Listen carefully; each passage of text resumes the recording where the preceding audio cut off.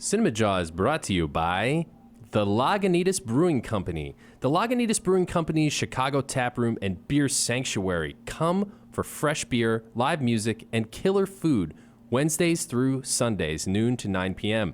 Bring your group and hop on a brewery tour 7 days a week. Swing by the Lagunitas Tap Room in Pilsen or find some near you at lagunitas.com.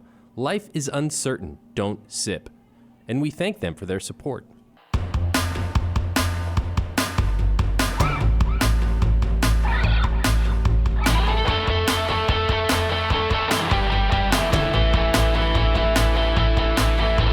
You're listening to Cinemajaw, the greatest movies podcast ever, recorded on location at Cards Against Humanity in Chicago. My name is Matt Kay, and with me is Rod, the movie guy, and sitting behind the glass inside the fish tank is none other than Filmy and Phil. How's it going, guys?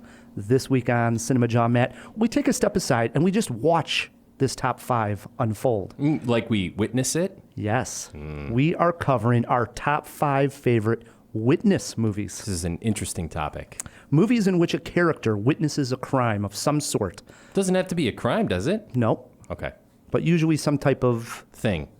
Happening? A plot. Right, because this happens A in a plot movie. moment, right? Yeah, Absolutely. Yeah. Mm-hmm.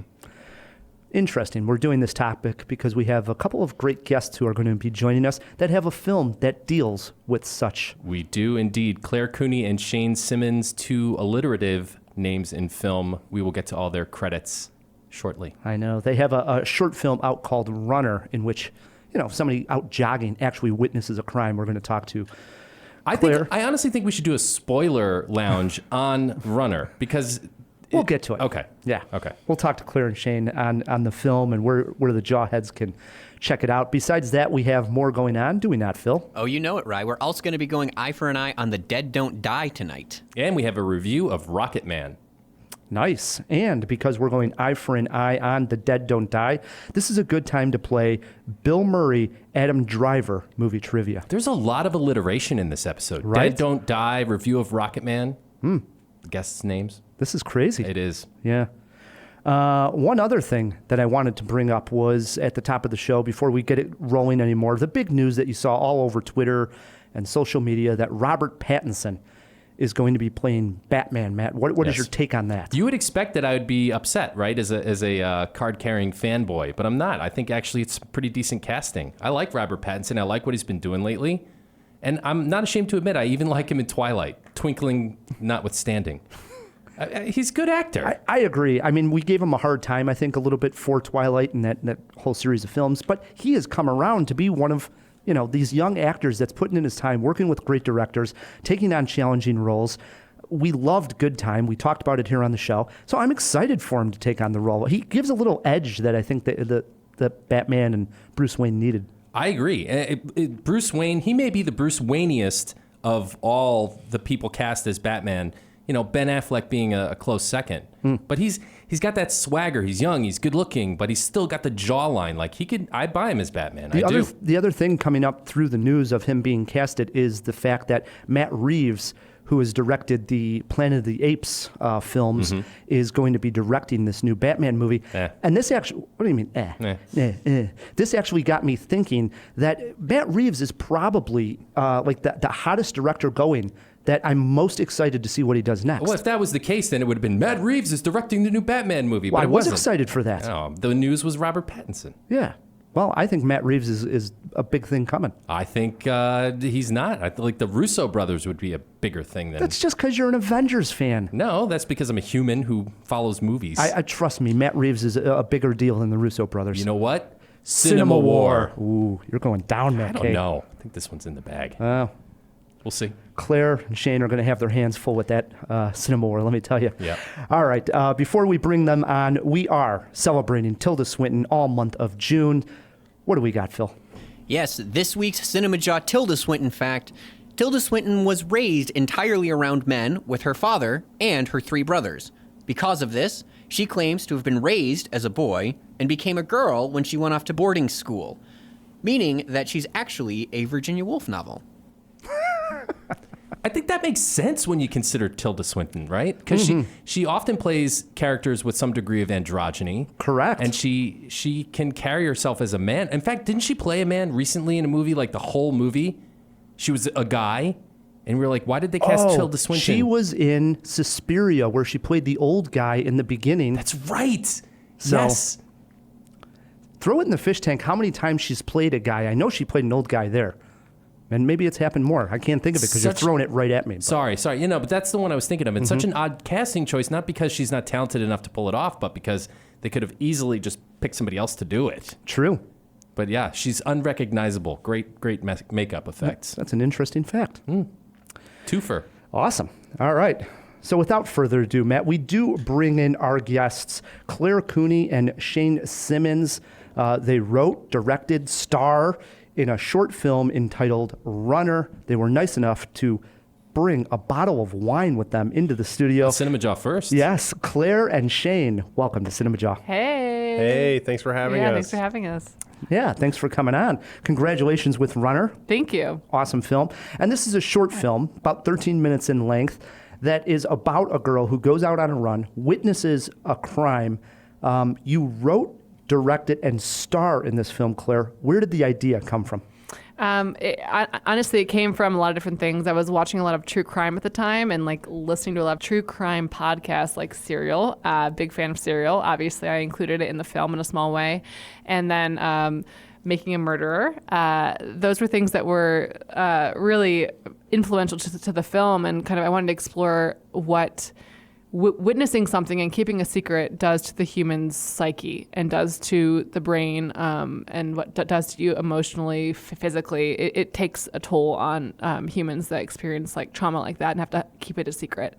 So that was a big part of it. And then a big part of it was also just based on wanting to capture the sensory experience of I wanted to explore this shift in perspective that occurred for me. I was on a jog. It was a gorgeous fall day in Chicago, and I had this song pumping in my headphones, like a very twee, poppy song. And I turned the corner, and I see something shady going down the alley. And all of a sudden, I went from feeling like extremely free and powerful and confident and happy and alive to feeling very vulnerable and trapped and scared and suffocated. And all the while, the exact same song was pumping in my headphones the whole time. So that shift in perspective and the way that my kind of power could shift so intensely with the same song playing was a big motivator for the film to explore that moment. And is your connection to that song now forever changed? Absolutely. Yeah. Whenever I hear the song, I mean, I think about the film a lot because I was the editor on the film. So I've seen it a million times. Has it changed twice for you now? Yes. Like at first the song like did carry with it this strange like dark, sinister quality in a way that it never had before. And actually it made me kind of re-examine certain lyrics. I was like, oh, this lyric is kind of creepy, you know, in a way that I would never have seen it like that before if I didn't have this kind of memory. And now I have a double flashback because now if I hear it out at a bar or something, I see the film running in my head because I've seen it 1 million times. Yeah, but it's one of those things where I think songs are really powerful things. They're really powerful in terms of triggering memories. It's the same with a smell, or the same with a film reel, or the same with something like just a feeling that you get that immediately takes you back to high school, or to like something that happened in your life, be it positive or traumatic, that really just takes you there. You know. You got to listen to S-Town. By the way. Why? Total non sequitur. But wait, S-Town. Oh, I love S-Town. Okay, you did listen. Yes. Yeah, it's a true crime-ish. It's true crime-ish. I mean, it's more of a suicide mystery. Yeah, I was guess. gonna say it's a trigger warning for people that have any kind of suicide in their family. It's just a sad, tough podcast. Yeah, it's hilarious and interesting as all get out. But there's layers there of true crime. Oh, absolutely. For sure. Yeah. Now, Runner, the ending of the film is very ambiguous. Yeah. It lets the viewer decide what is going to happen in these characters' lives. Was that always the idea going into the film? Yeah, absolutely. I wanted it to be very ambiguous and very up in the air and let the audience kind of complete what they think would happen. The only thing I knew going into it was that there would be a moment in which this man says, "Are we good?" I always knew from the very beginning that was like kind of the final line of the film. And I hope that's not a spoiler, but I think that that's important is that this guy is trying to kind of sweep what happened to them under the rug, and him saying, "Are we good?" And I think it's open to interpretation about how you take the final moments of the film. People have shockingly different responses to the film. Sure, Yeah. I would imagine. Yeah. Yeah. Now, I was able to watch this on my big screen at home, and it plays very theatrically. It looks really beautiful. And a question to you, Shane, is when you're making a movie like this that's shot in natural daylight, that's really a large amount of the film is supposed to be taking place in real time. How difficult is that to sort of keep the continuation going? Yeah, it's extremely difficult to keep that feeling. One of the benefits in our respect was we didn't have a lot of time to shoot this. We just didn't. We No didn't time. have How the long was resources. the shoot? 2 days total. 2 days. 2 days Oh, total. wow, Yeah, that's not a lot of time and they at all. weren't long days. I mean, they weren't No. like 14-hour days. You know, They were like 10-hour days. Yeah, and so we knew that going into it. We knew we were asking essentially, favors from our friends, our extremely talented friends, and so we said, how do we do this in a way that's attainable, and a lot of that comes from just finding our people and trusting them. So one example is Jason Chu, our cinematographer, extremely talented at just working with the natural parameters of the space, whether that's the exterior of an alley or the interior of a bar. And both of those spaces, he's able to work very seamlessly and not fight with what's existing there. Just embrace it, make the scene work. And actually, you mentioned the sort of happening in real time aspect. So I assume you're talking about the beginning running Right, aspects. the running and then the witness of the crime. Yeah. Exactly, yeah, which we are kind of, did in somewhat real time. I mean, Yeah. we tired Claire out quite a bit. I ran like 7 miles, got- sprinted 7 miles in one day, which is, I I'm hope not. you were wearing I'm- your Fitbit and tracked all the I steps. wasn't. Man, I messed up. Yeah, and so that, we just said, okay, how long can you run? We'll figure out how many takes we get. But, there's a lot of that. We definitely burned through that. We did that all in one continuous shoot. There was no way we could sort of replicate that, on different days. So that was pretty much our first day was that shoot with some, additional photography involved. And then our second day was everything else. And All the dialogue, all the bar scenes, all the final moment in the alley. That's all day 2. Which is kind of crazy to think about because that's actually like the bulk of our locations happened in that second day. And credit goes to Claire for that because most of, pretty much the only thing, with Jason still getting credit, of course, is the fact that Claire was able to be decisive enough to say, we got this scene, we got this take, we got this shot, we're moving on. Yeah. That is the only way you get through a day like that. And we had some locations that we were in and out in about an hour. Yeah, it was really quick. Our trivia scene, which is a pretty climactic moment. It's the longest scene in the film. I think it's like 3.5, 4 minutes long, which is long for a short film. That was shot in an hour and a half, and that's because we just didn't have the space for any longer than that. And Yeah. that's the key. When Shane's talking about trusting your team, it was such a matter of trust for me. I was trusting Jason so much to know that we'd done our homework, we'd done our pre-production. He knew the shot list, he knew what I wanted, he knew the vibe I wanted, and I was able to kind of like whisper to him, point to him, and then I had to drop right into the scene because I was acting in that scene. Are you looking And so- at like monitor like of the shots? Like no, because playback? we couldn't afford to get any kind of monitor. Sure. I watched playback once the entire time. Once. Wow. And that's just That is because trust. we've done so much work together. We did so much prep. I was very specific with what I wanted. And also, I think he has an incredible eye. I think if you don't trust your DP and treat them like a DP, which is a director of photography, then you're doing it wrong. I think if you trust your DP like a camera operator, you're doing it wrong. These guys, if you get a good talented DP, they can work magic. Yeah, and a question for you on getting the securing the rights for the music, Yeah. because the band that plays is Borns. Pretty big, yeah. Which is huge. Yeah. I mean, I see a lot of these short films, they never have a big song like that. And Yeah. I know we have a lot of filmmakers and people making movies that are probably interested in knowing how'd you go about securing the rights to the music? Slowly and painfully. I started securing the rights to the film, or for that song, for the use in the film, about 10 months before we actually got the rights. It started with an initial email. I got kind of an in because I had a friend of a friend who worked at the place. No, it was my cousin. My cousin worked at the label, and she was able to get me in touch with the right person to talk to. But that's just step one. Like that's just kind of skipping 2 or 3 weeks of wading through different emails to get to the right person. And then, we filled out the forms. We got an initial quote from the person. We knew we could never afford that quote. So then it was time to be creative. We wrote a very, I think, persuasive essay on why this thing needs support and why it needs their help. We then went to the publishers, who are all the songwriters, and we found out who all those people were.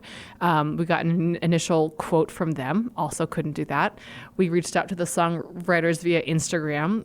You're going to the artists at this point. Yes. Okay. And Well, anytime you license a song, there's the two sides of it. So there's the label, which owns the recording, and then there's the publishers, which own the rights to the words and the instrumentation, all that stuff. Right.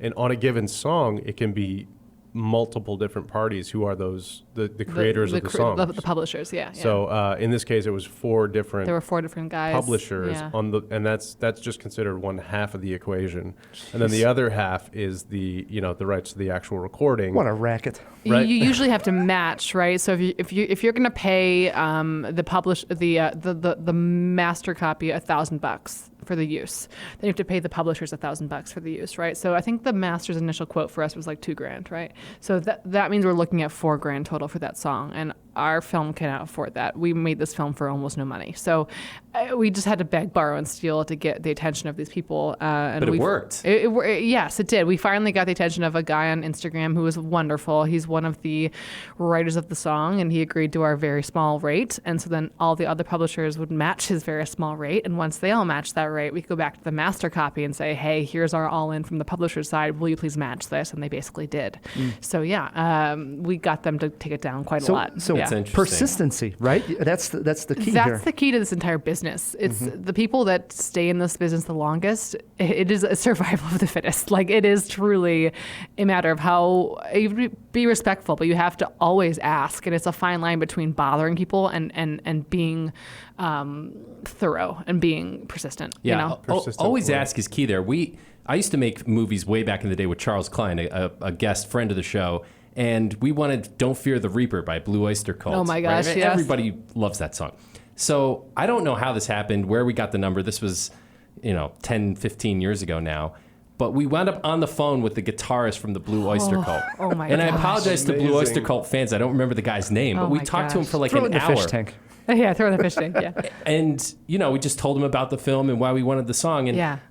he started to talk about all the publishing and this and that and, Right. the red tape. We didn't use the song, but we talked to the guitarist from the Blue Oyster That's Cult fantastic. to just pick up the phone. I think that's the the takeaway. first step, yeah, Or yeah. these days, fire up an email. But You have to do ask. it. You have to ask. You have to ask, and you have to ask nicely, but you have to ask, and you have to follow up. Yeah. Now, the great thing is a lot of times we have guests on that have movies that are sometimes difficult to see. They're in the festival run, but Runner is out on YouTube. Yes. It is. That's fantastic. We can put it right in the show notes. Yes. Heyo. So, Jawheads out there, you can pause this podcast and go over to YouTube or our webpage, click on the link, and you can watch the movie Yeah. and then discuss with comment, us. yeah. Yes. Tell us what let you us think. know. Like, comment. Yeah, we're on this awesome channel called Amaletto on YouTube, and they've been wonderful. They have a great subscriber base that has been so wonderful with this film. It was so fun to see, especially the first day. It was like thousands of viewers every hour That's and so so much many fun. comments. It was so much fun. And we're really psyched. So we're online. Somewhat of a silly question for you, Claire. I know when I've seen myself running in videos that maybe my friend takes, I'm always like, what? I don't run like that, do I? Was it weird to see you running on the big screen? So it was. I mean, like, I've been an actor now for a while, so I'm used to watching myself and just being like, all right, well, that's not perfect, but I'm just going to get over that, But I run very upright.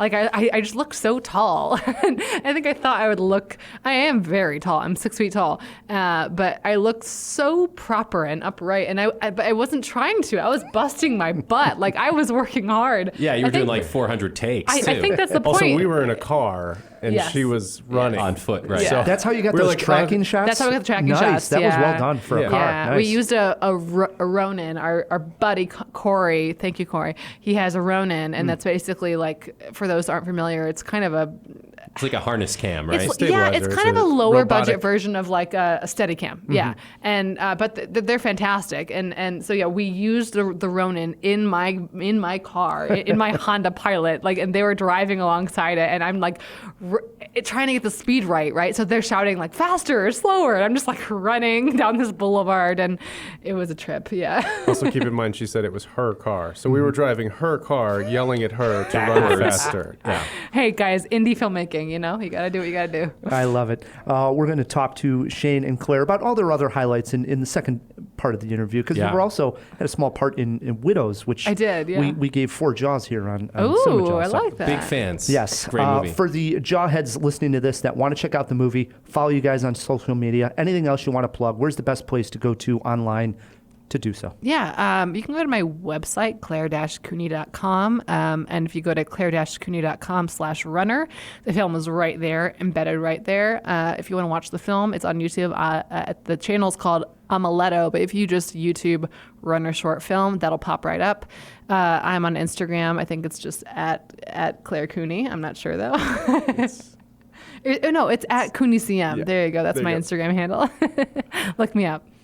Yeah, for me, it's Shane-Simmons.com. Very bare bones, straight to business. The visuals come in on Instagram at Shane Simmons altogether. Yeah. Nice. Yeah. Do it, everybody. Follow Absolutely. them. We like to end our guest interviews with a silly cinema cue. Phil, you got something for Shane and Claire?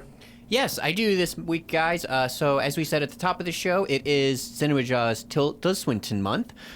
So, I wanted a Tilda Swinton question for you guys, and I was just thinking, Tilda Swinton famously, she has a pretty iconic haircut, I think. Very much and so. she has... You mean bald, like in Avengers Endgame? Well, and that's what I was going to say. She's worn a lot of haircuts on screen, too. Just out of more or less general curiosity, what do you think hairstyle Tilda Swinton kills it in the most?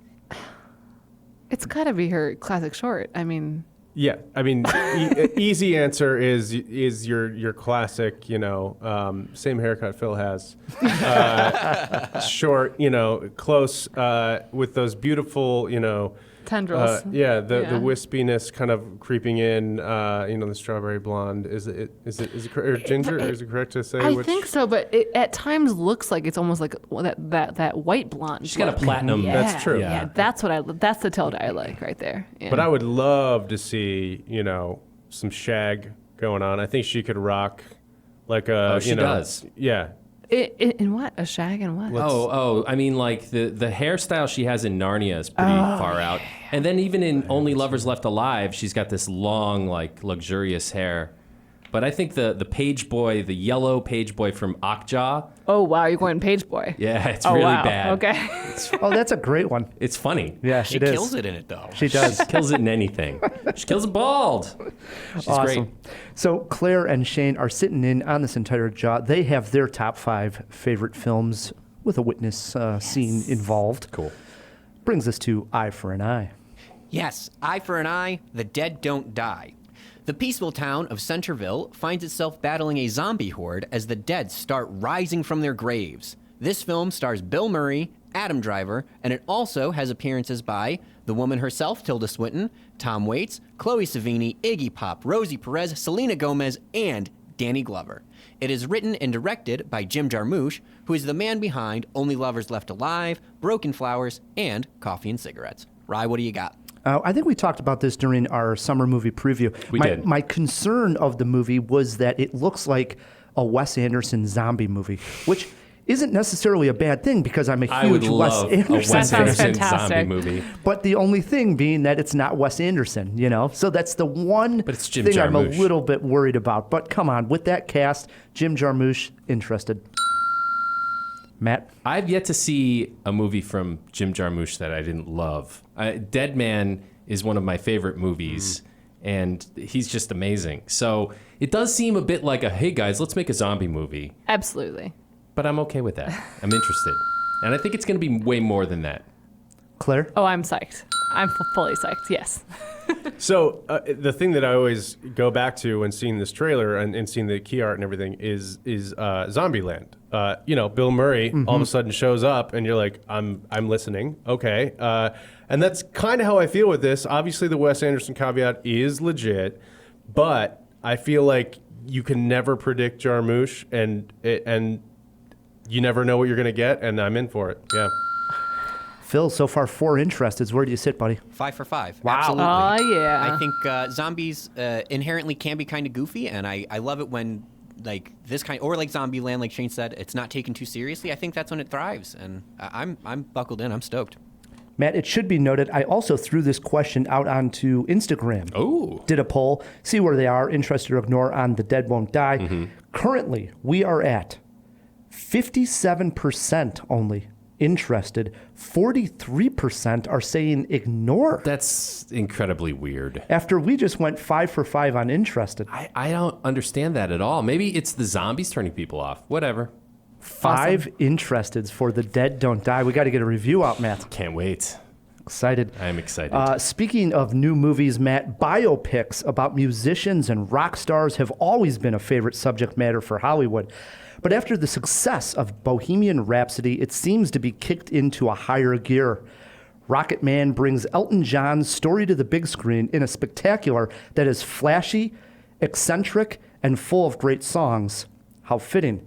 Matt and I took a walk down the yellow brick road to see if we could feel the love of this candle in the wind. So how does a fat boy from nowhere get to be a soul man? You gotta kill the person you were born to be in order to become the person you wanna be. I'm thinking of changing my name to Elton. But that's my name. Yeah, I know.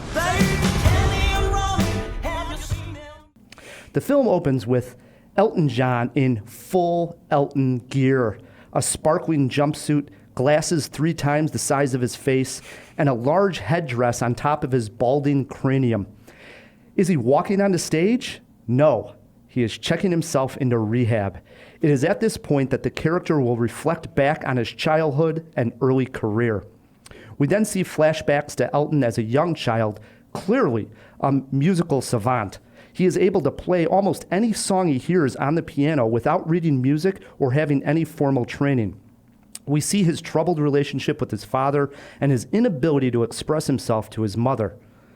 We also see him unhappy, diving into drinking and drugs eventually. We see him meet his friend Bernie, who he would go on to write lyrics for Elton for years to come, and all the success that he has. Along the way, we do pick up tidbits such as where he got his stage name from and how big of concerts he played. I give director Dexter Fletcher credit for trying to tell the story in a more abstract way. There are moments when characters break out in song, slow motion capturing a moment of people floating in excitement. It was not a straight up biopic, and I was happy for that. As for Taron Egerton, who plays Elton, I thought he did a great job here. Will we see him nominated for awards like we did Rami Malek, who played Freddie Mercury? I think the answer is no. The story of the rock star is becoming old hat in a lot of ways. We've seen this story before, more than a few times, and although Rocketman tries to take a new approach to it, I felt it played it a little too safe. Matt? Well, they always play it a little too safe, don't they? I mean, this is kind of a send-up fluff piece in a way. I like Elton John. I love the music. I thought all the performances were good, but it's a really vain movie, right? Because Elton John, all the other biopics, like Freddie Mercury is passed, Johnny Cash was gone when we got Walk the Line, but Elton John's still alive. So it seems like, come on, why are we doing an Elton John biopic? He's still here. He's still making music. There's still more of the story to tell. So, and then you see at the end of the film, and this isn't a spoiler, he's the executive producer. Right. So really, Elton John made his own Elton John movie. Wow. And don't get me wrong, he deserves it. And honestly, it kind of fits. It just fits Elton in a way. You get where I was going. They were trying to be a little bit more abstract than, say, like what we just saw with Bohemian Rhapsody, which was pretty paint-by-the-numbers biopic for a rock band. It plays like a Broadway musical. Right. Here they at least broke out into song and dance. Say they were at a diner, all of a sudden they would start singing, and it played a little bit like a musical, but it wasn't a straight-up musical. I like that aspect of it, but I think they needed to do more of that, take more risks with that, with the actual storytelling. Yeah, there was really no big risks taken.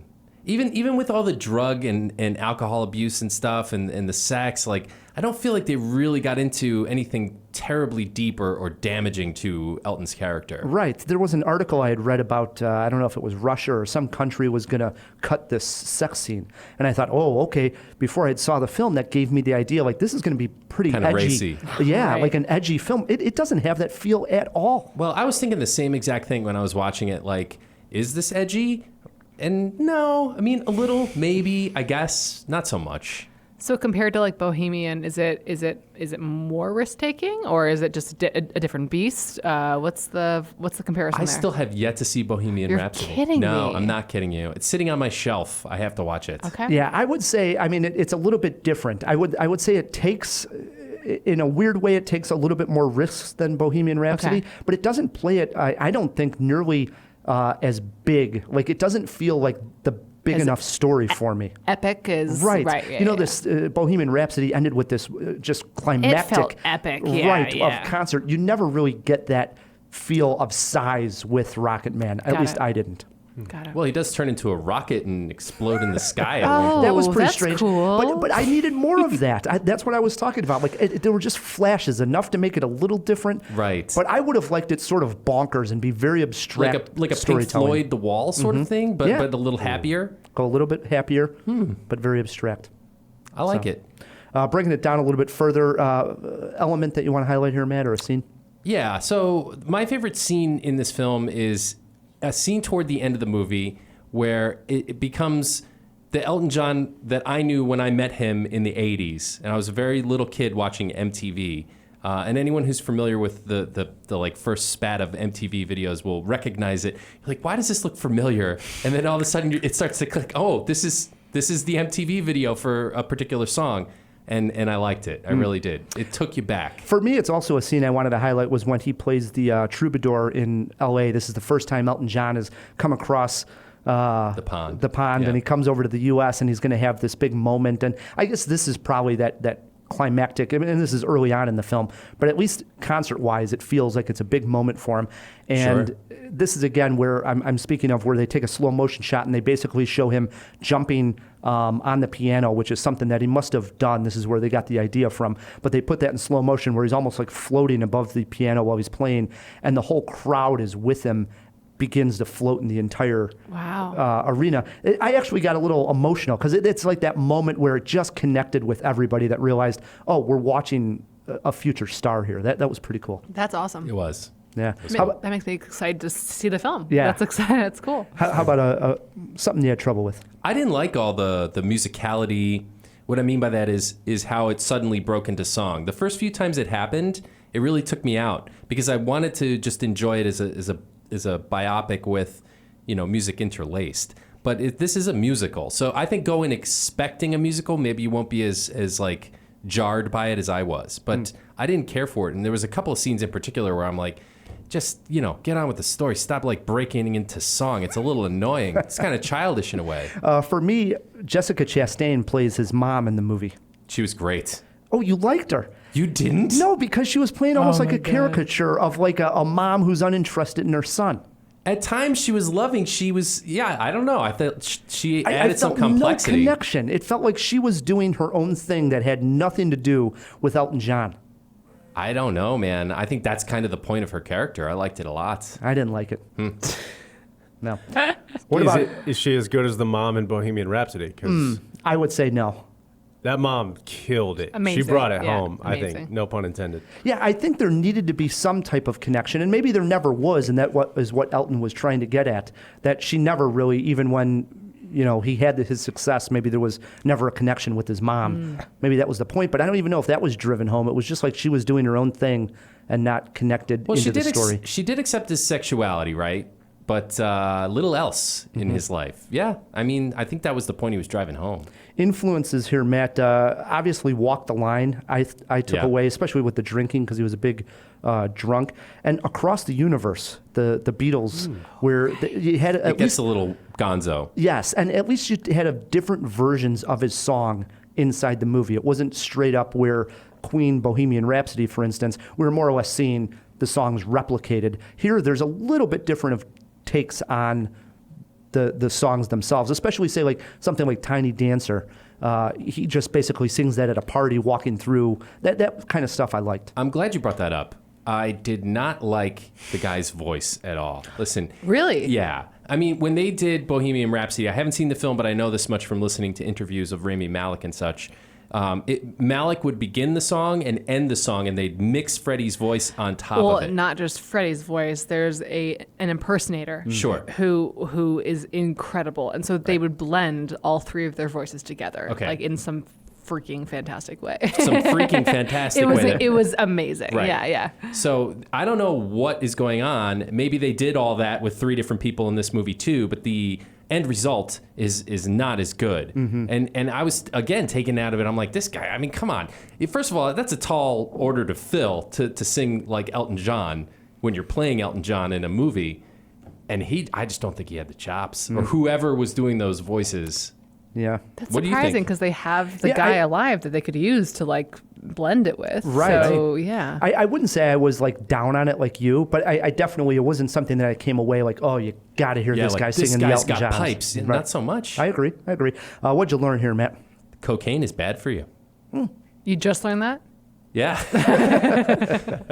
I learned that biopics would be better off if the people they were about were not producing the film. That's what I wrote down here. And you already touched on it. Bingo, So, yep, right? Yeah. Totally. How about a movie poster quote, Matt?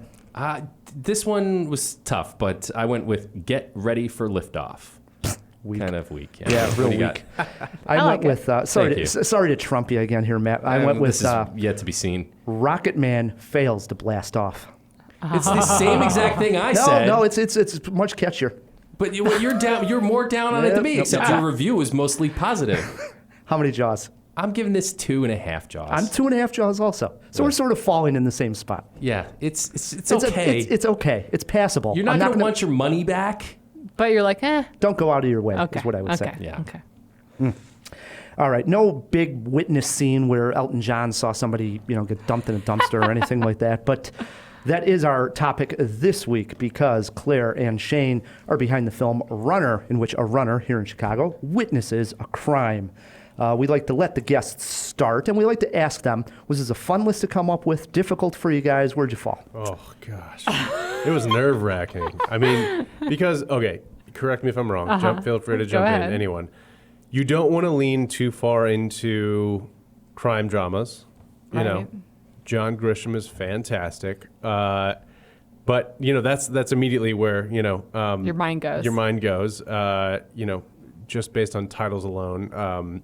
Obviously, Well, there's we one almost- title out there that Called sort of screams. Witness. Right, We yeah. almost named Runner like The Witness or like we were looking at all these different kinds of things that were just like, this feels wrong. This sounds like a John Grisham film, But then also, you want to embrace the prompt and try to think a little bit outside the box. So, I don't think we did that, but I think there's a lot of potential for that, and I'm excited to hear what you guys came up with as well. Awesome. But Yeah. this is a really cool because we all have this interest, I think, deep inside of this ability to just come across something that is fascinating and that we shouldn't be a part of.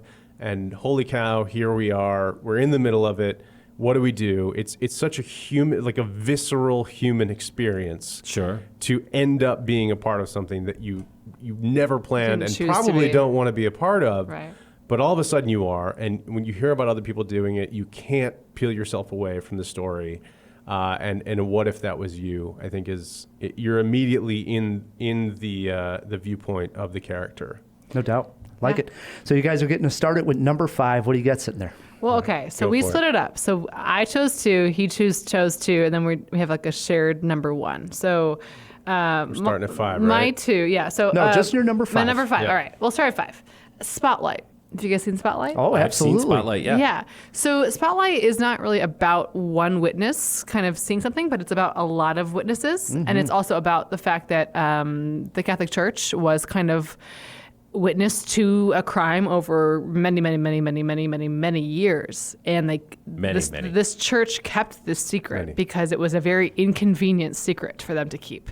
But they were very aware of it. In this film, you learn very quickly that these people, like, you confront them about something, and within moments you realize that they already know the thing you're confronting them about. You know, it's a shocking film. It's a really well done film, and it's a tense thriller in some ways. I actually love like reporter based films, like All the President's Men. Like, I love that stuff. Sure. And Spotlight does a really good job of dealing with people that are both victims and witnesses, and then kind of addressing the fact that the church, in kind of a meta way, is a witness to this horrific crime that's been going on for a long time. Best Picture? It did. It won Best Picture, and I got so ridiculously excited. It's one of my favorite films, and I didn't think it was going to ever win, and it won. And It was I a was bit of a dark so horse. psyched. Yeah, I yeah. was psyched. Yeah, You were. Yeah. Big fan. Kicks us off with a good one here, Matt. Can you follow it up? No. I'm throwing it, not as good of a film. I'm throwing it back to 1997. This was sort of one of the front runners of the second wave of slasher horror movies, but it's very much about a witness of a crime. All right. I Know What You Did Last Summer. Hey-o. Not as good as Spotlight, but it's right there in the title. Yeah. I mean, they're pretty It's a little close. off. They're pretty close. I would say that this is a classic horror movie at this point that sort of reinvigorated the whole teen slasher comedy thing. And I guess you had, not Scary Movie. What was Scream. Scream, thank Right. you. They sort of, fit together like little Lego bricks in the 90s to sort of rebuild that. I don't know if that's a good thing. I enjoyed it quite a bit. And it was a fun thriller. Yeah.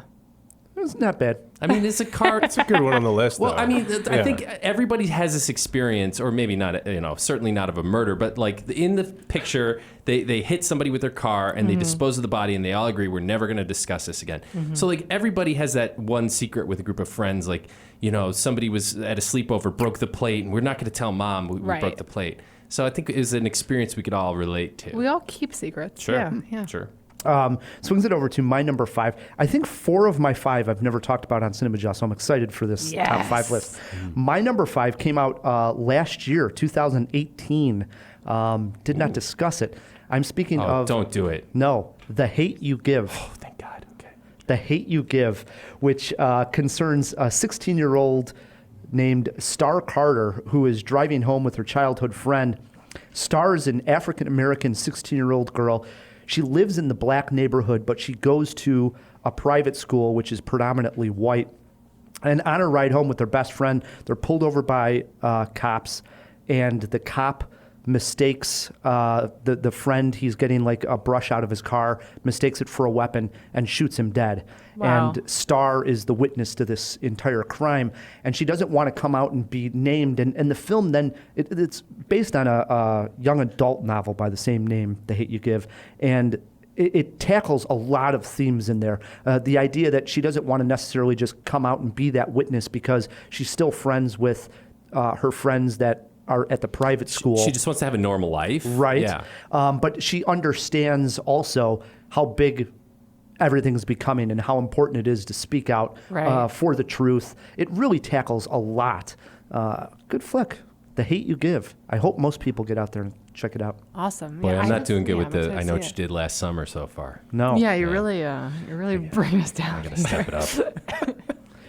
All Shane? right. Number 4, Shane. Well, okay, so I'm gonna say it. No. We're- Just Okay. go right to there. Yeah. This is starts with the idea of a witness, and then we're just gonna leap off Oh from my there. goodness. I'm so worried right now. You should be. Let me have a sip of wine. It's actually no. I'm gonna Sister Act. I am so glad I moved Sister Act into the honorable mentions. So I had to actually even remind myself that it started with her being in witness protection. Yeah. and I forgot about that. because I remember there was a reason she started what she did. The There's choir a reason and she's everything. hanging out with nuns. Exactly. Yeah. It's like, and wait a minute. Oh, right. Yes.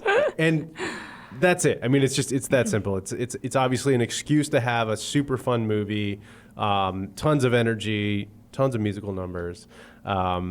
And that's, it's a fun one. We're making addition. fun, but this was a bona fide hit in its was, day. absolutely. It was a huge We had movie. Elias's brother Donnie on. He came out and said this was his favorite movie of all time. You're kidding me. Unabashedly. That's amazing. Nice pick, Matt. All right. At number 4, I have two of my favorite actors of all time, Steve Martin and Rick Moranis. In My Blue Heaven, which is the story of the same mobster from Goodfellas who turns coat on the mob and becomes goes into the witness protection program. But in this one, it's a comedy, not like Goodfellas where people are being stabbed with kitchen knives in the trunk.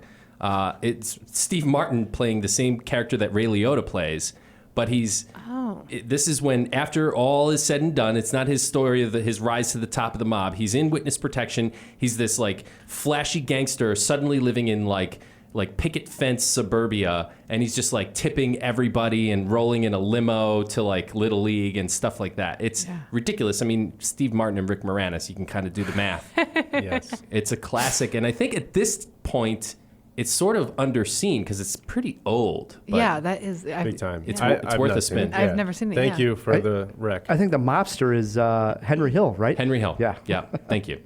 I haven't seen that in a long time.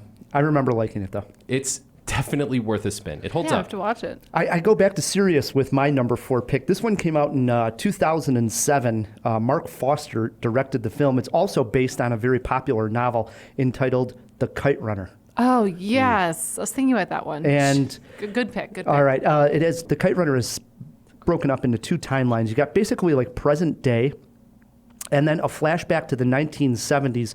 These 2 characters are young boys at the time, Amir and Hassan, who are friends, and it's a weird relationship because Hassan's father works as a servant for Amir's father, but the boys themselves are friends, even though the fathers are on 2 different social Strata. levels. Yeah.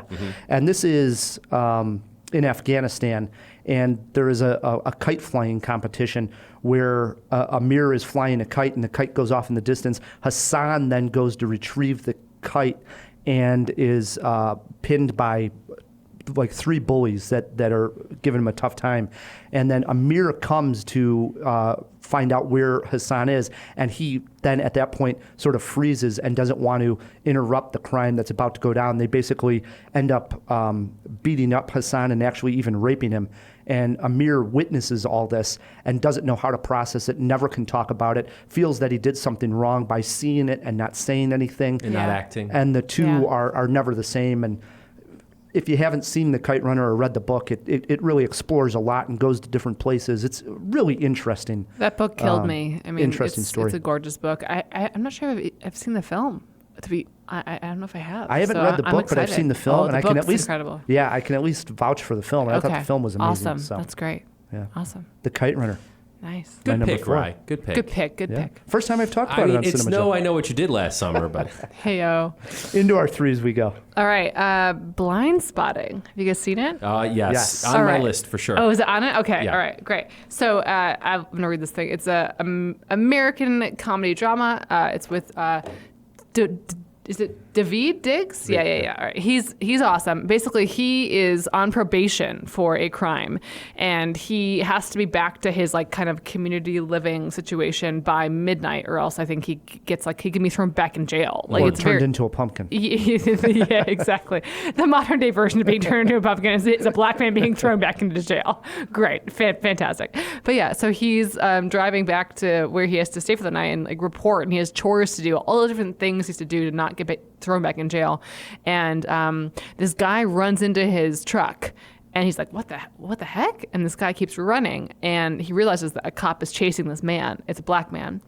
And he hears the cop say, stop. And then he hears the black man say, don't shoot. And his hands are up. And he gets shot from behind like 3 times. And David Diggs, his character, if he has a run-in with the cops, this puts him in so much danger to be back in prison and to be involved with another crime. He's not in a position to report this, right? And he also, to be honest, like a white cop being charged with the murder of a black man is not necessarily going to always result well for the people that report it or for the people that are involved. And so he doesn't report it, but this thing haunts him for months and months and months. And we see different nightmares involving the cop and different dreams, and just the psychological like torture he's enduring. And spoiler alert, he does have to confront the cop at one point in the film, and it's really a powerful moment. And it's like, you recognize how much this has been haunting him kind of like under the surface for so long. And it's interesting because in my film, I'm a white woman, and people are like, why didn't she report this? And I think it's one of those things where like this character in this film has so many more reasons to not report than I do. Right. But yet, like, I think there's a lot of different odd psychological things that are involved in terms of reporting or not reporting a crime, and they're more complicated than we might think at first glance. And this film does a really incredible job depicting that struggle. It was smack in the middle of one of the best years of film we've ever seen, which was last year, right?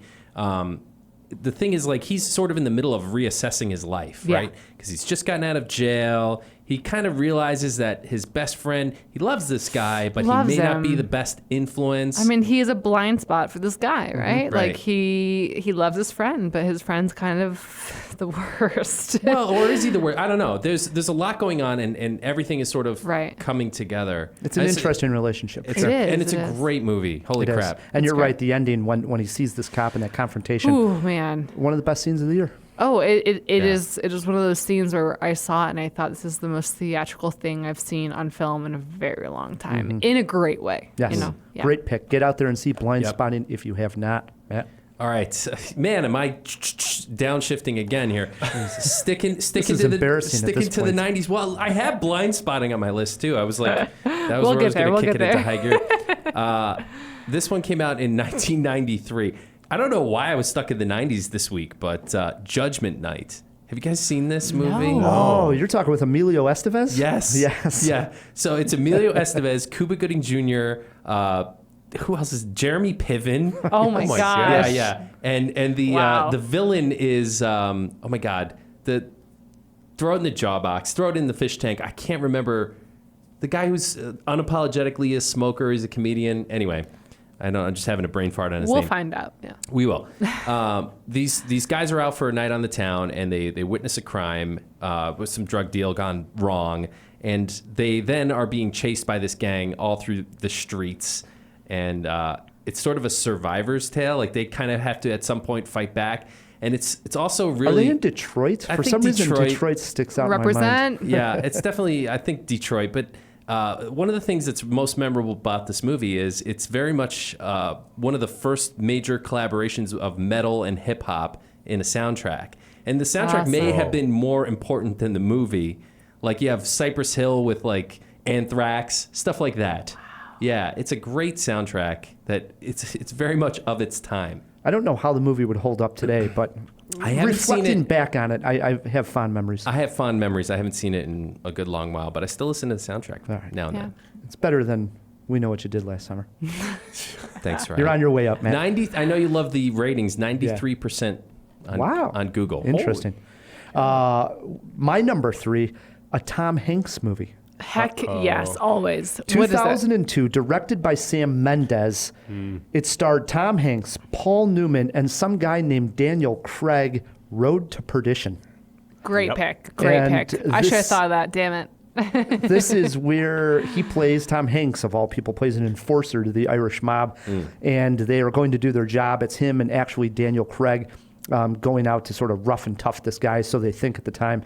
And Tom Hanks' son, Michael, sneaks into the car, and Tom Hanks doesn't know that he's in the car. They go out to this site, and he ends up witnessing Daniel Craig actually shoot the guy. Well, at that point now he's witness to a murder, and the Irish mob now just wants to wipe out the kid and basically all of Tom Hanks' family. Like, this is what we have to do to protect our own. Well, Hanks isn't going to have that. This is Tom Hanks.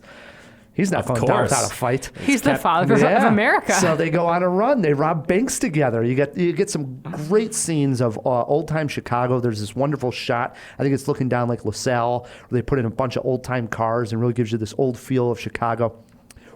Sort of almost romanticizes robbing the banks, where you get the little son Michael driving the getaway car and Tom Hanks going in and out of the banks, Jude Law appears in this movie as a photographer who gets cut up by a bunch of glass, and he's got all these scars on his face. Isn't he a would-be assassin? He is. Okay. Yeah, and then he's hired to hunt them down as well. Wow. And there's a great diner scene in there where Tom Hanks and his son are eating, and Jude Law comes into the diner, and there's just tension.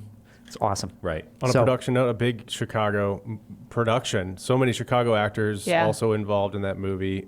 Really awesome. And also, on a personal note, was filmed across the river from my hometown, Rock Island, Illinois, across from my hometown of Bettendorf, Iowa.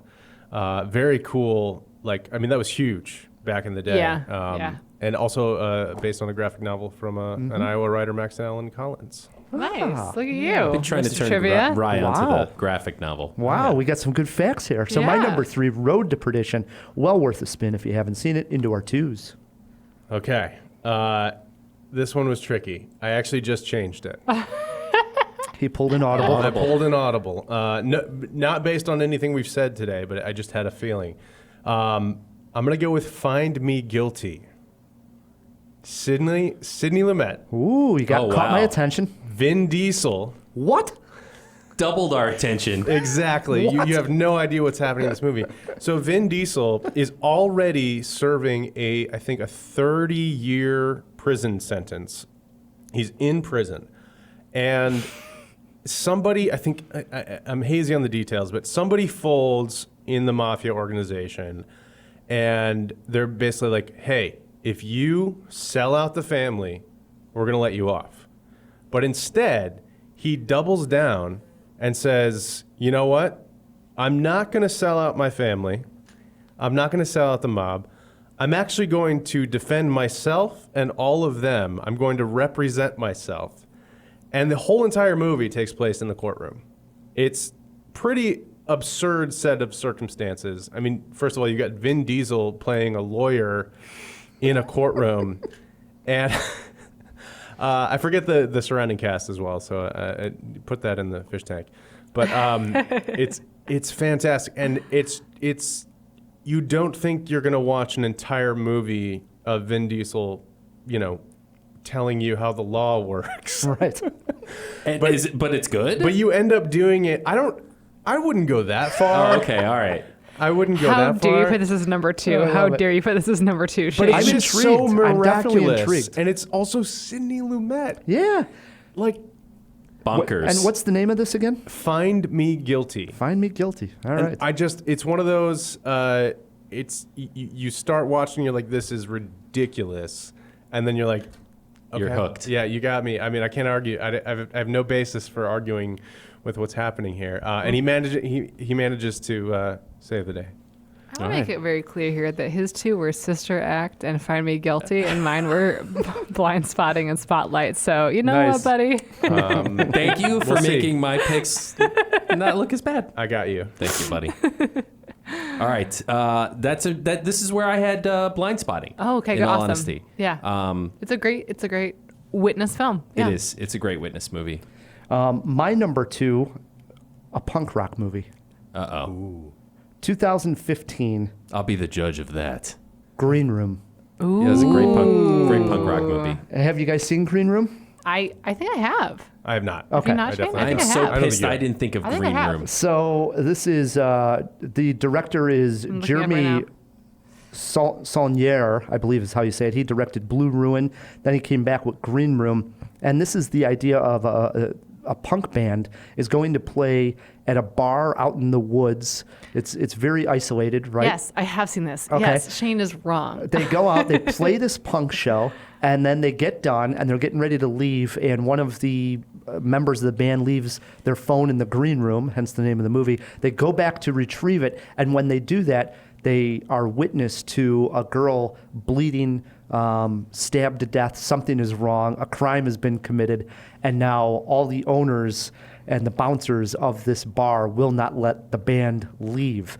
And a little horror movie ensues. It's very fun. Yeah, it is. This was one of Scotty's last movies. I'm blanking on his name too. You know who I'm talking about? Yelchin.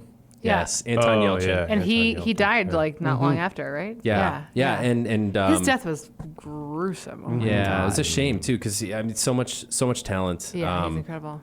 And Jean-Luc Picard also as one of the leaders of the Nazi skinheads. Yes, That he is was so sinister crazy. in there. Yeah, what a great turn from him because you usually expect him to play a hero, but he made a great And villain. this idea of being trapped in a house in the middle of the woods with a bunch of, skinheads is just terrifying. Yeah, That movie got underneath my skin. me too. Good Loved one. it. Great pick. My number 2, Green Room. Here we are. This is Cinemajaw, our number 1 pick for witness movies. Just to set the scene here, Shane is whispering into Claire's ear. It looks like they may have another audible. Guys, what do you got at number 1? I'm going to jump in. All right. I will fight anyone. The number 1 witness movie of all time. I'm hoping you Okay, mention it. all right. All right. Are we ready for this? Rear Window. Rear Window. Duh, Yes. come on. Rear Are we all in agreement? Yep. Yes. Yeah, I have a that's different one just amazing. because I I thought do he would too. have. You I have do to. too. You got to be prepared. I didn't want to Yeah. put it at number 1, but I'm glad someone Okay. mentioned this. Thank you for letting us take the easy one. Yes. Yes. I mean, it's pretty clear. I think it may be a fight to the death between Jimmy Stewart and Tom Hanks for Claire's favorite actor of all time. Yes. Tom Hanks is still going. We Big- got a big Mr. fan. Rogers movies coming from him. I mean, he is my favorite person ever. I mean, he's yeah. up So there. he wins. But I don't know if Jimmy Stewart was alive, it'd be different. I love Jimmy Stewart. Yeah, I mean, also just as a personal note, I broke my leg when I was in high school. I was telling this story earlier today, and I spent a couple of months in a wheelchair. Yeah. And Did you rear window it? Were you like sitting there with binoculars? I was in high school, so I did not have the opportunity, but I did later live in an apartment that would have been perfect for this. And I've always you obviously can't force it because then you're really Right. creepy. Yeah. But when you're in Chicago, I think especially, you also to tie into Runner, one of the last lines you hear me say as we transition out of the scene. Sure, make it all about you. Well, it's your writing, Claire.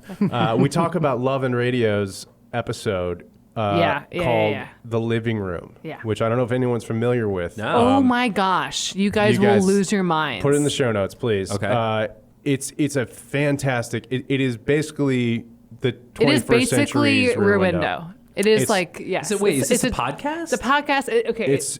I think it was Radio Lab. Yeah, it's a Radio Lab talking Yeah. about this. Go. Sorry. So it's an observation. I think it's Manhattan. One high rise to the neighboring high rise, and it's just over a period of time they start to. And this person has no window treatments at all, and the person who wrote the story, who recounted the story, I should say, just sees everything that happens in this apartment. Wow. And we can't say any more than that because you have to listen. Yeah. It is absolutely Sold. heartbreaking Yeah. and soul crushing and fantastic. And you will become obsessed with this story. And it is What's one of the called? most fantastic, haunting things I've ever heard in my life. One more time with the title. The Living Room. The Living Room. The Living Room. I believe it was a Radio Lab episode. It was. Done. It's I'm fantastic. in. But I mean, the thing that makes Rear Window so compelling is that you are fully bought into the protagonist's perspective because he cannot move. So you are fully bought into just what he can see is what you can see for so Yeah. much of it. And then obviously you're seeing his reactions, but for the most part, that's the brilliance of that tension and that perspective is that you are seeing what a not mobile person is able to see. And that's one of the brilliant things about a thriller, right? Is that you should be able to be showing the perspective and then the reaction. And that's kind of how your audience is getting their information. And that's how you kind of develop an unreliable narrator or a doubt in the person who committed the crime. You are able to limit the perspective. It's also Alfred Hitchcock. Well, duh. Lest we forget. I mean, it's a master. Plus, I mean, Jimmy Stewart, we're sort of far removed from his career now, but he is a master. Oh, he's the best thing ever. Yeah, he's up there for sure. I Matt, adore him. Can you follow up Rear Window and don't say I Know What You Did Last Summer 2? I Know What You Did Last Summer 3.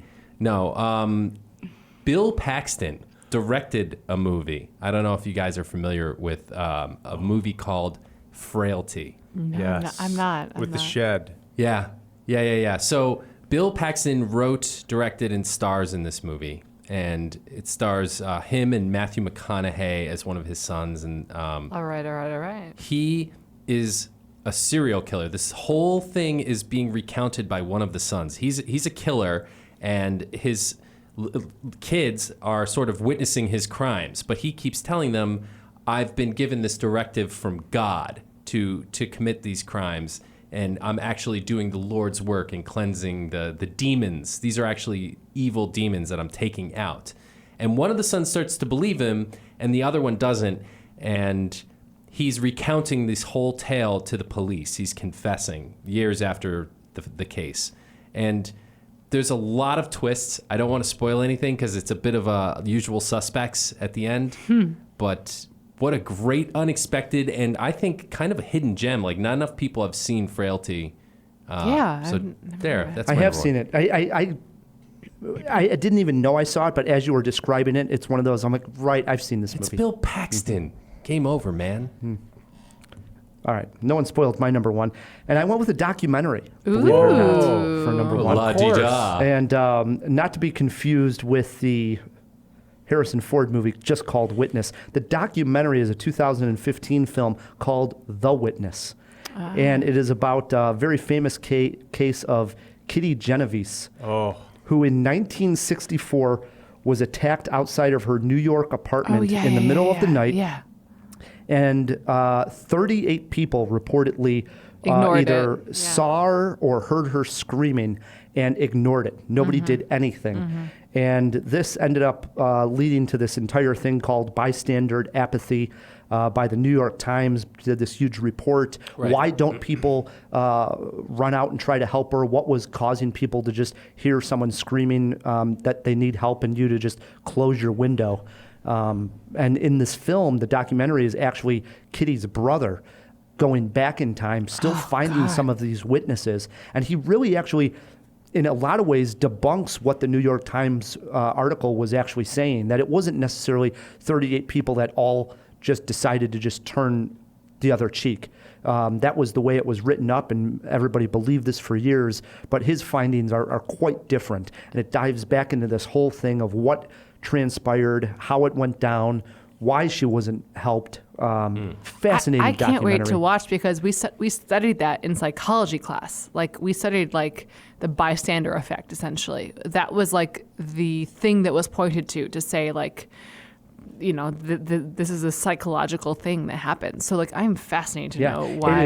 It is on Netflix. Throw it in the fish tank. Make sure it's still streaming, That's so I'm not giving great. false info. Yeah. But it's called The Witness, and highly recommend. This I is can't Forge wait. Off. That's up Forge there with Off like material. the Stanford prison experiment, Yes, the yes. Milgram Oh my experiments. God, Right. yes. Yeah. Yeah, In terms of, like, what's great in the responding to documentary authority. is you get sort of both. You get this like mystery where you're diving in, but you're also getting these facts of this bystander It's like a psychological syndrome. lesson. What's going on? Right. Yeah, it's weird. I mean, there's so many great true crime. Sorry, go ahead. No, you go ahead. There's so many great true crime docs. Like, we love what's it called? How to make a No. Making a Murderer. No, so not there's that one. The and one then on the HBO. Adnan Syed, No, well, that one, but no. The one with the guy in the bathroom. the night of, No. that guy in the bathroom. It's just Robert what- Durst? Yes. What is it? Robert Durst. Oh yes. The Jinx. The Jinx. The Jinx. Yeah. the guy in the Yes. bathroom. Like, wow. that kind of stuff is just fantastic. We should, it is. we should do true crime. I don't know. Have There we you done go. it right? I don't think That's so. the thing. Like, my film was definitely inspired by true crime a ton. You know, like, it's just like, it's like a step away from it. But yeah. Well, I think true crime is one end of the spectrum, which is fascinating study of human psychology. But I think back to this witness thing. I think the thread through all of these films is the complicated human condition. Right. So you've seen something that you know is wrong, but there are also exigent circumstances of your life How does it affect and you? your family Yeah. and the people who are important to you. And doing the right thing isn't cut and dry in any of these scenarios, even in, I know what you even did last you did last summer. but it's you know, you have to do, quote unquote, do the right thing, but you also have to take into consideration the ramifications, yeah. exactly, Yeah. of all of the possible Right. outcomes. And the right there's no thing, way to know. The right Yeah. thing doesn't always end up being the right thing because of the way our court system works. You No know? doubt. Yeah. Yeah. Great way to sum it up. Honorable mentions really quick, Matt. No, Any? my only one was Sister Act, and Okay. we There you talked go. about it. Nailed it. Disturbio, which was sort of a fun take on Rear good Window. one, yeah. Right? The girl on the train, Emily Blunt, So is people coming home compared from that work. to Runner. People were remake. were Right. comparing that to Runner. Yep. Yeah. And then Pineapple Express, which I believe they see their drug dealers get knocked off or something along those lines. Sort of remember the plot that way. Yeah, I almost also included that one. Also, the one that I changed away from, well, I guess there's a couple, but Donnie Brasco, Nice. a good Yeah. example. But, it's kind of Johnny Depp doing Johnny Depp. Yeah. But it's fun. It's It was good Johnny Depp doing good Johnny Depp. Exactly. Back in the day, yeah. You turn the witness thing on its head of like, oh, what if you could just live it up as a mobster? Yeah. All the light. All right. If we missed your favorite Witness movie and you have Twitter pulled up, shoot us a tweet at Cinemajaw, or you can email us feedback@cinemajaw.com. What we're going to do is take a quick break. When we come back, Shane and Claire are taking Matt on in movie trivia concerning Bill Murray and Adam Driver. Oh, we're gonna be Plus great. a cinema war looking at directors. Stick with us. Let's all go to the lobby. Let's all go to the lobby. In honor of Cinemajaw's Tilda Swinton Month, we remember the time she met Edmund in the Chronicles of Narnia, The Lion, the Witch, and the Wardrobe. And you are exactly the sort of boy who I could see one day becoming Prince of Narnia. Maybe even king. Really? Of course, you'd have to bring a family. Oh, do you mean Peter would be king too? No. But a king needs servants. I guess I could bring.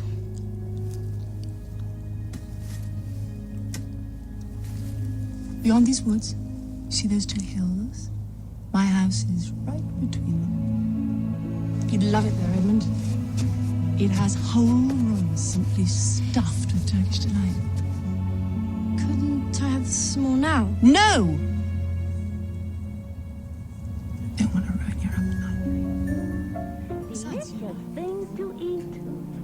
The popcorn can't be beat. The sparkling drinks are just dandy. The chocolate bars and the candy. So let's all go to the... Hey, Jawheads, it's Matt Kay with a quick reminder of June's riddle. It is this. This riddle is not a dream, nor is it impossible to solve. You know that I have acted on stage with Michael Keaton. You know that when I was young, I was married to Ben Stiller. Hell, you even know the weight of my soul. I've had jungle time with Jack Black, and now that you heard this riddle, you have 7 days to answer it. Who am I? Write us at feedback@cinemajaw.com with your guess, and one lucky winner will get a prize pack or the chance to take me on in trivia. Good luck. To get ourselves a treat.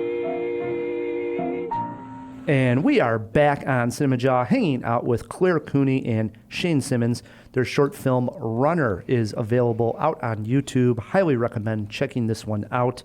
Looking at your little stat sheet here, Claire, you had a small role in the Chicago shot Widows. This is the Steve McQueen movie.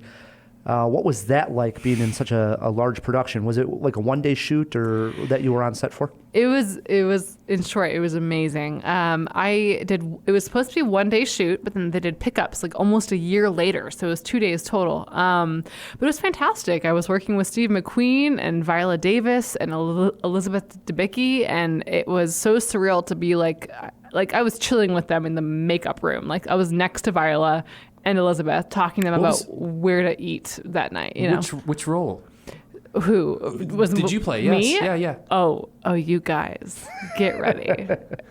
So I'm in the very final moment, and you will only know I'm in it for my voice because my face was pretty much entirely cut out of the film. That's a bummer. It was. This happens. Okay, it was heartbreaking. But what's hilarious is, so Steve McQueen, apparently a lot of people were cut out. His original cut was 3 hours.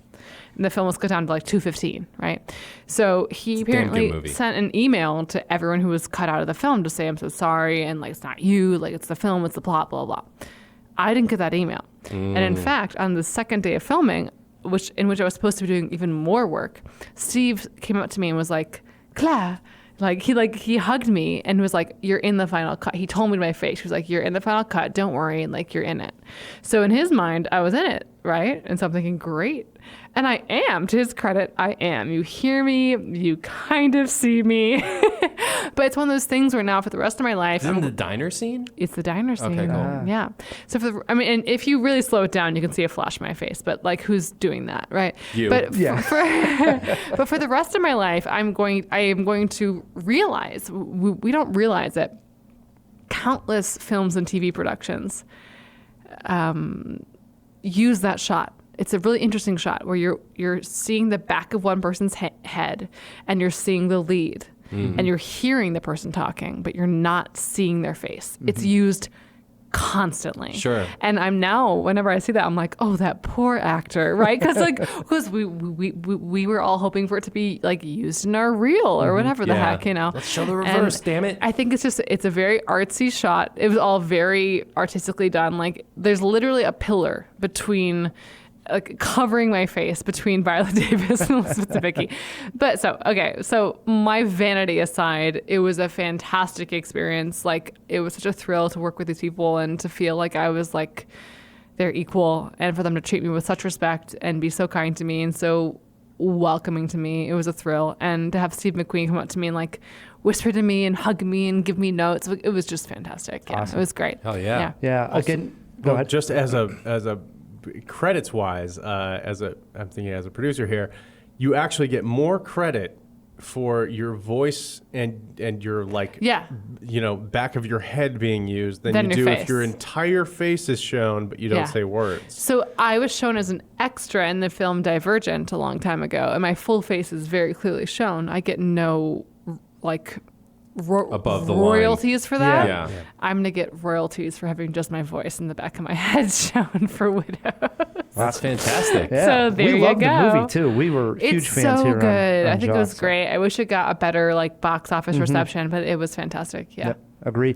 Again, for the Jawheads that want to check out more about you guys, follow your careers along, where should they go to online? Clare-Cooney.com or my Instagram @CooneyCM.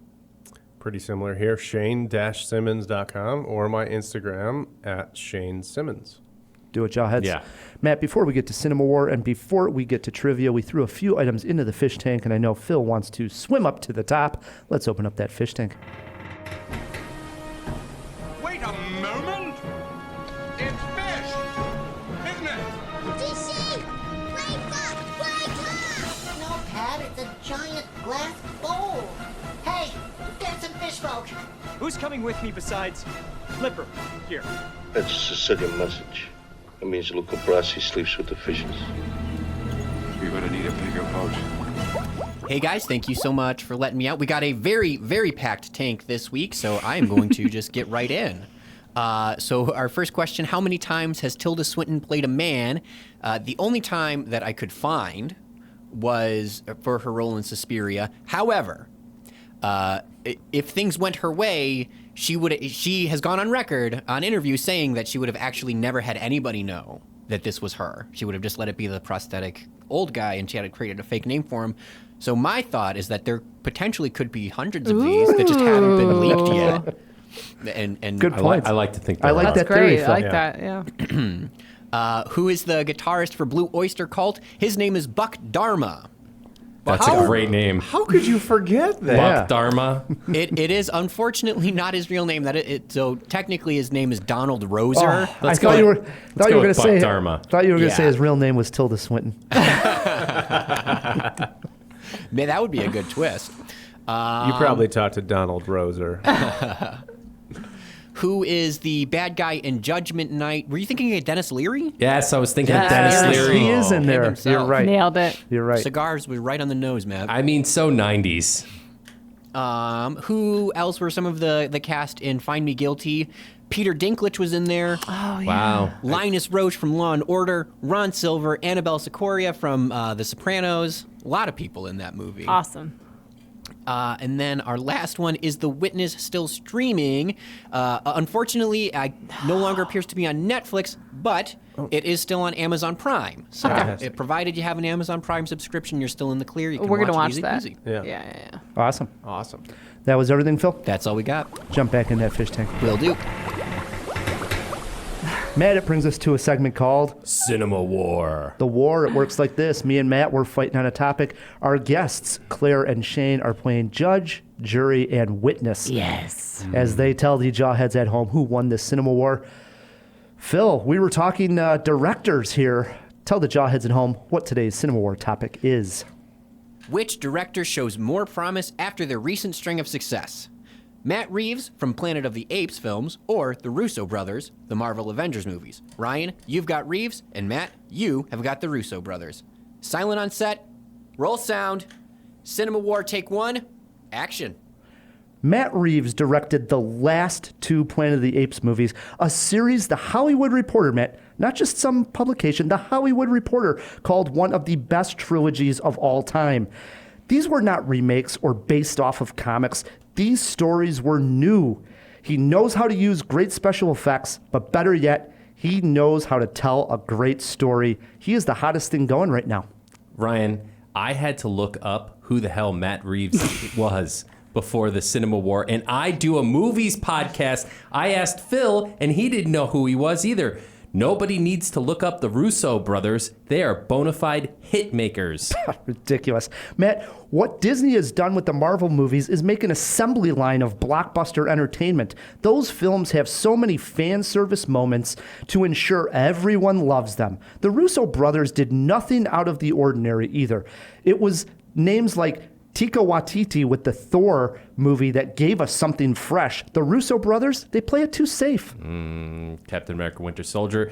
Yeah, Planet of the Apes, Cloverfield, okay, decent stuff. But the Russos have done 4 tentpole Marvel films, the best ones, including Endgame, which at $2.8 billion is the second highest grossing film of all time. Besides the Planet of the Apes films, Matt Reeves cut his teeth with Cloverfield, a found-footage, small-budget film that felt like a summer blockbuster. He also did the remake Let Me In, plus the Apes movies. What I'm trying to say is the guy has range. He knows how to build suspense, and he sure knows how to supply big screen action. The only way you can argue for more promise is to come at it from behind. The Russos don't need more promise. They write f***ing checks. Reeves is still an unknown commodity. That's why he's working for a second banana like DC. Let's cut to the chase here, Matt. If the Avengers movie Endgame was 2.5 hours of a blank screen and 1 minute of Iron Man sitting on Thanos, Marvel fanboys would still wet their pants and call it a masterpiece. They had a surefire hit on their hands. Meanwhile, when Reeves took over Planet of the Apes, most people, myself included, Rye the movie guy, said it was a terrible idea. 5 years later, I'm eating crow and super excited to see what that guy does next. The Russos are at the point in their career where they just put their name on a film like the upcoming 21 Bridges just to sell more tickets. And guess what? It's going to work. That's a promise. Reeves is hoping to reboot Batman for the 4th or 5th time. I'm hoping it's cool, but even if it is, does anyone even care anymore? Whew. We are button heads here on Cinema War. We throw it to our guests, our jury, our witnesses. Claire, Shane, what did you think of this Cinema War? Go ahead. I think we got to go with Matt here. It's okay.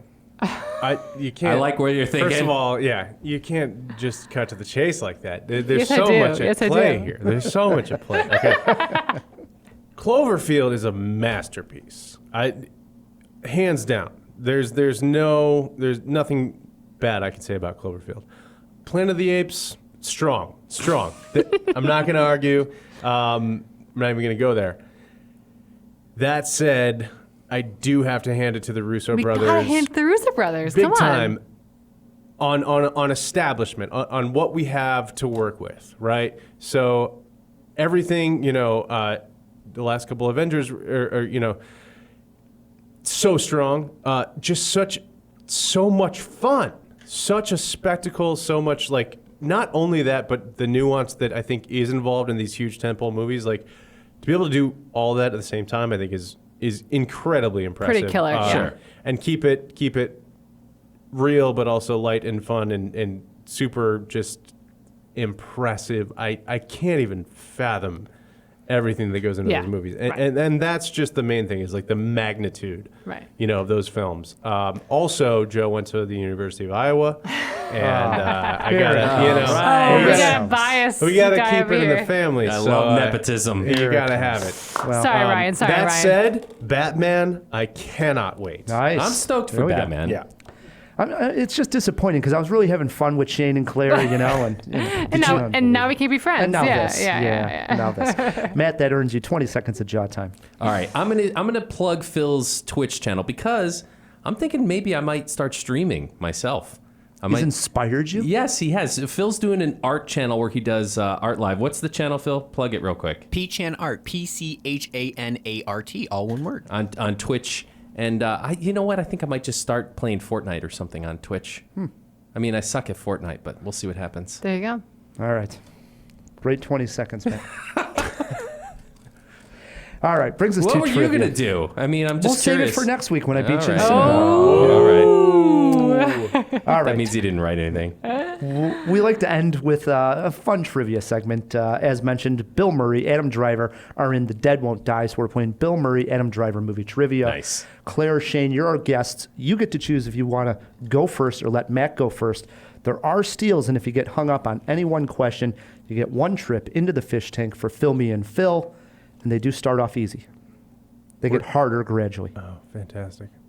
We're going to defer. All right. Question one over to Matt K.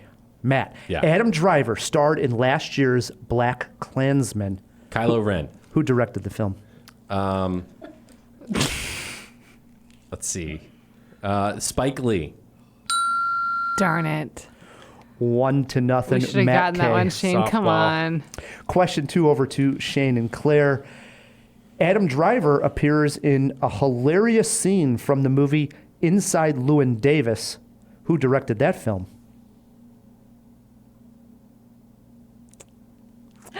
See, Ryan likes to think don't that's know. easy. Yeah, that's a. Wait, I like that movie, but I don't know. I'm gonna sound like an idiot. Say it. No. Just do it. Just do it. I believe in you. You might as well take a stab. I believe in you. Oh God, Coen Brothers. Wow. Look at the relief on these guys' face. I wouldn't have gotten it. 1-1. Question three over to Matt K. Matt, in What About Bob? Bill Murray Wow. plays Bob. What actor plays Dr. Leo Marvin? Richard Dreyfuss. I love me You some What messed About up. Bob. Not fair. Shane messed How up. did you I love- mess up by not getting the question? No, Yes. by deferring, I By think she deferring. said. I see. By Okay. deferring. You're a big What About Bob fan? He's also? a Huge. big Love About it. Bob fan. Oh big my time. God. Big Baby time. steps. Baby steps. Yep. There's two people in this world, those who love Neil Diamond. Don't get me started. Love that movie. How about Tourette's? The Tourette syndrome? Yes. scene? All right. Hey, it's 2-1. Matt K. Question four over to Claire and Shane. Adam Driver played Channing Tatum's brother in this Steven Soderbergh film that also starred Daniel Craig. Name the movie. What is going on here? I think Magic he's Mike. stripping. Yeah. There you go. Oh no. Incorrect. Adam Driver Daniel plays Craig? Channing No Tatum's way. brother in this Steven Soderbergh film that also starred Daniel Craig. Can I steal? Can I steal? Can I double steal? I know Lucky is in the title. It's like Shane, the come lucky. on. We saw this film together, Shane. Come on. That's my bad. Yeah, come on, dude. He was so excited to start taking off his shirt. I didn't know steal what it was back. going on. I know. He was just Should I steal it excited. back? Well, we're happy to steal it back. I think we know it the now. lucky. Oh my God, I can't think of it. The lucky people.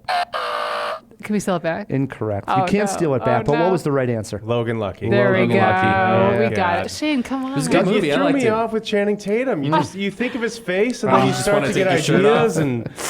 Oh gosh. All right, hey, it's still 2-1. Matt K. Question 5 is over to him. Matt, name the 2014 movie that starred Bill Murray, Melissa McCarthy, Naomi Watts, in which Bill Murray plays a grumpy, retired vet who drinks and smokes all day. It's like every Bill Murray movie.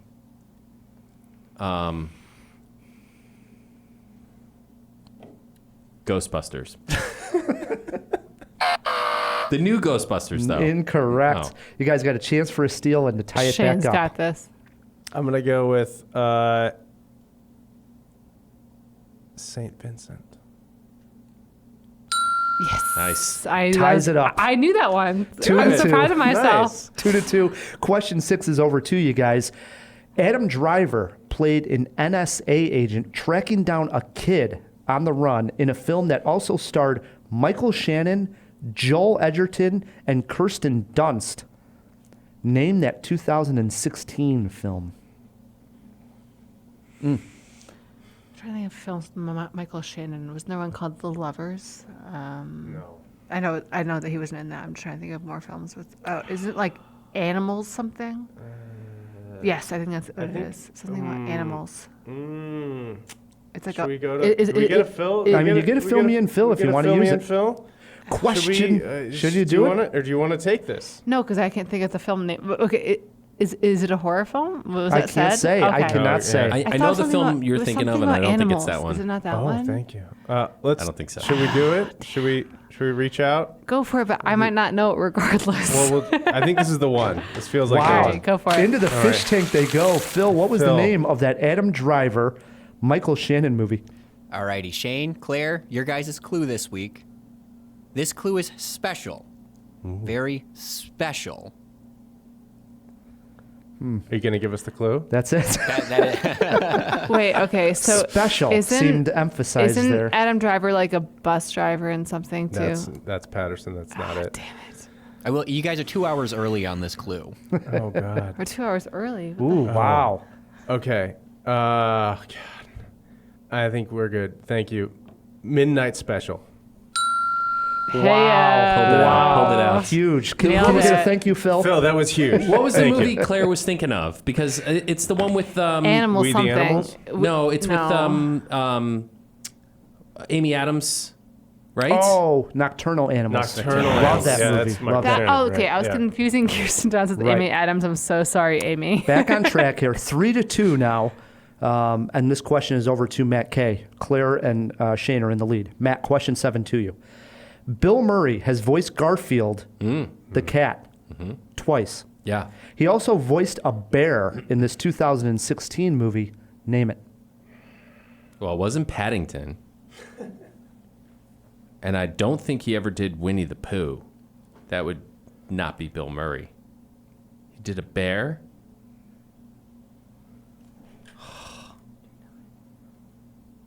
The Fantastic Mr. Fox? I don't know. Incorrect. You guys got a chance for a steal and really to win it right here. It's 3-2.